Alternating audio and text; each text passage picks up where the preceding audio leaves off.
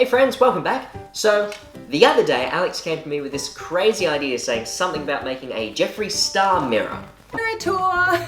So this is my mirror. It is huge. I got it on Gumtree, which is basically, I don't know, like Craigslist or something. It is not the nicest looking mirror, but for $10, what do you expect? It's like a meter and a bit wide.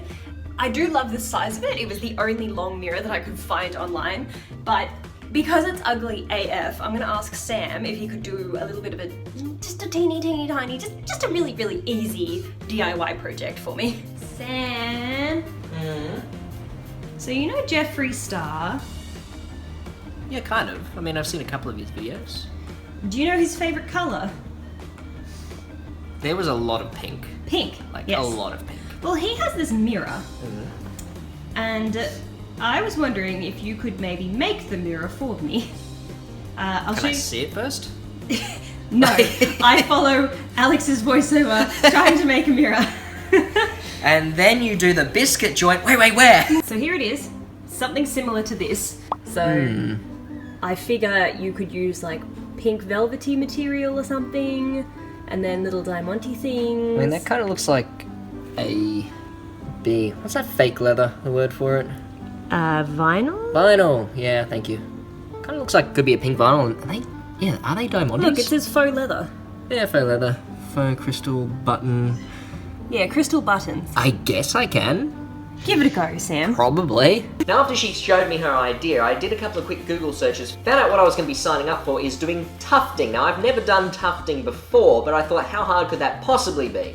So, with barely a plan at all in mind, so I'm heading off to Spotlight again, got to get myself some, what do I need? Fabric studs, then I need to get to Bunnings and grab some plywood, timber, bracketing equipment, some, what else, foam, so much to get. It's already midday and I don't know if I'll be able to get this done today. I'd really love to, but we'll see what happens. So another DIY project on its way. So it wasn't long before I discovered that this project has some very specific components that it needs, and of course Spotlight was not equipped with exactly what I was after. And I'll tell you what, when you go up to someone saying, "Hi, I'm looking for some glittering studs that are suitable for tufting," they kind of look at you like you've just asked them directions to Narnia, and they've got no idea how to help. That was a 2.5-hour ordeal going to all these shops looking for everything, but eventually I found what I thought would be enough, and I headed over to my parents' place. Now I couldn't do this at the apartment because this being such a large project, there was no space there to do this, and Archie would be bothering me the entire time. So the first thing I needed to do was get all my lines drawn that I could cut along later. The second issue I encountered was overestimating the size of the car that I was using. So when I bought my piece of plywood, I didn't account for the fact that it might not fit in the car, and I had to take it over to a gutter and stomp off about half a meter's worth before it even fit. But fortunately I didn't cut off too much, so when I cut it all down to size it was fine. Now after doing all my marking out, I cut both the plywood and the pieces of framing timber down to size. Now I used a drop saw and a handheld jigsaw for all of this, and I know not everyone would have those, so if you wanted to do this project yourself, I'm sure you could do it very differently just using timbers that you could nail together to create the frame and a similar effect. So after cutting all of that to size, I took everything inside and then attached the framework to the plywood with glue and nails. Now the reason why I'm using a framework is because the plywood itself is super flimsy, so I can imagine if I just used that, this would have fallen apart within a couple of hours of being assembled. After running out of things to do with the timber, I decided to move on to the fabric. Now the fabric was not fun to work with. It kept bunching up and kept sliding across the table and basically just didn't want to play along with me. So what I had to do was use the edge of a large bench table that we have to cut along, and I needed to use large pieces of timber to weigh that down so that it stopped sliding around on me. After working that out, I was able to get the outside perimeter cut to size, and also trimmed out the internal portion, so I ended up with just a border of fabric that I would use later on. And it was probably at this point that I started wondering whether or not I should have just bought the mirror and told Alex that I'd made it, because it would have saved me a lot of trouble by now. And after cutting the hole in the fabric, that reminded me that I probably should also go back outside and cut a hole in the piece of plywood as well to match the fabric, otherwise I'd be presenting Alex with just a fancy piece of plywood rather than a mirror. And so having cut out holes in both the plywood and the fabric, I was left with two pieces that looked nothing like a mirror, so it was time to start the assembly process.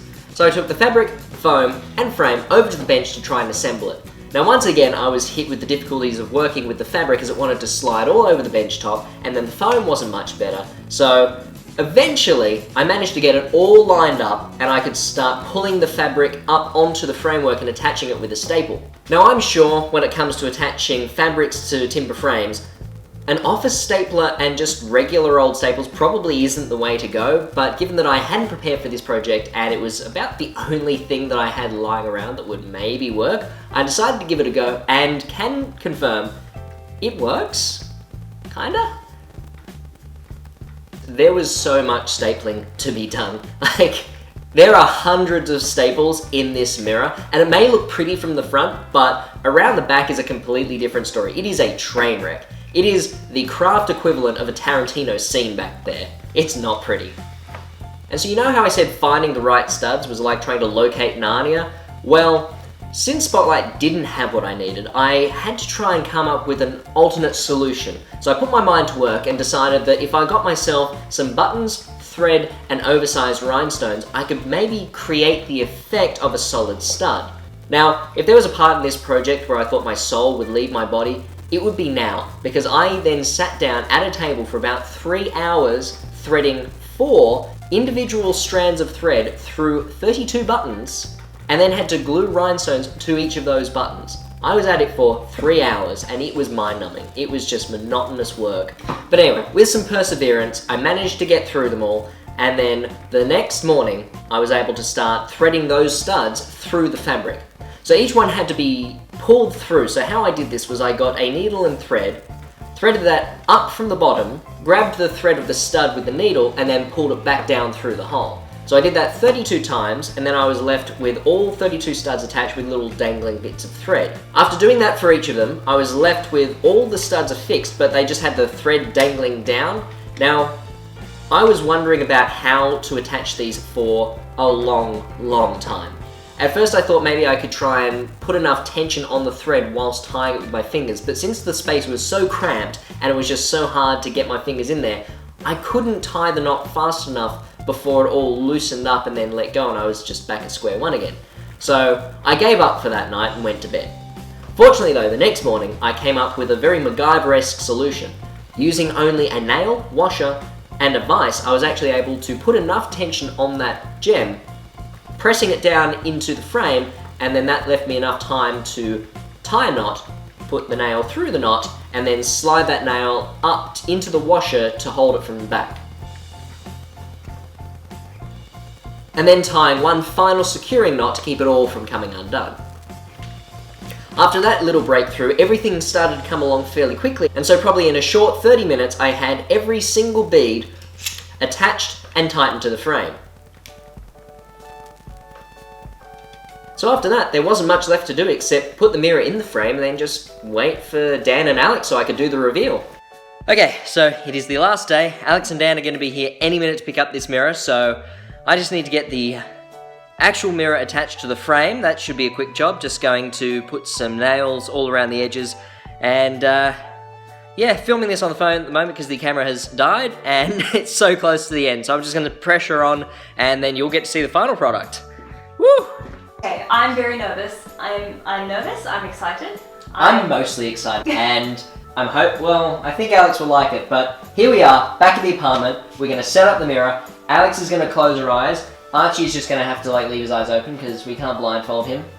He'll bite us. Yeah, Alex can shield his eyes. Shield your son's eyes. There you go. So it'll be a surprise for both of them. Alex is going to love it. Archie's going to want to poo on it, and I'm going to stop him. Oh my god. I'm not ready. One, two, three. What do you think? Oh my god! Did Sam! Sam make me this do good?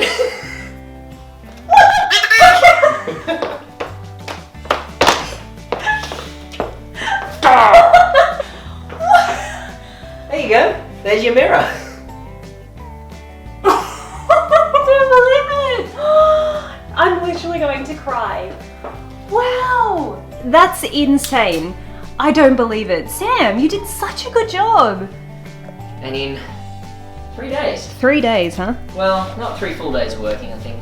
That looks good. I want my money back. Giving me a dirty mirror like this. This is unacceptable. Jeffree Star would not stand for this. Trash. Trash. Yeah. Where's my Gucci? Where is it? It's not pink Gucci, but It'll do. if only I hadn't given my mum that Birkin bag, it would have matched this perfectly. Well, there we go. Am I Jeffree Star? Wait, hang on. And now she matched. Am I Jeffree Star yet? If I can't be beautiful, I'd rather be dead. This is If you can't have pastel. It's amazing. Thank you. This is the best friend ever.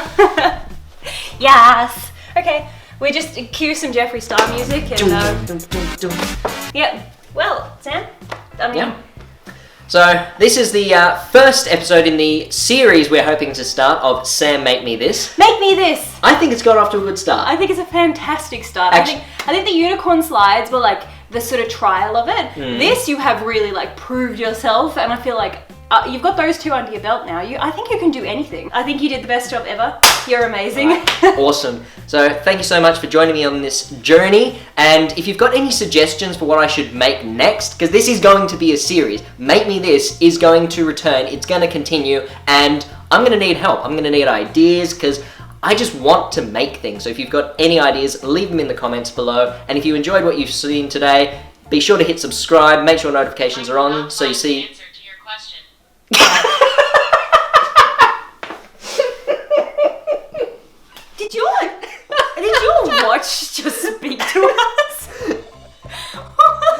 I was like, where is that voice coming I from? can't find the answer to your question. What's the question? Oh, the question was, what do you want me to make? The watch is like, Oh my God. it wants a watch box. That's what it wants. You should make a watch box. Jesus. You know what? People are going to say, yeah, Dan wants a watch box. I know that for sure. So if you enjoyed what you saw today, make sure to hit subscribe and turn notifications on so you get to see the next one as soon as it comes out. Thank you so much, and we'll see you next time. Bye.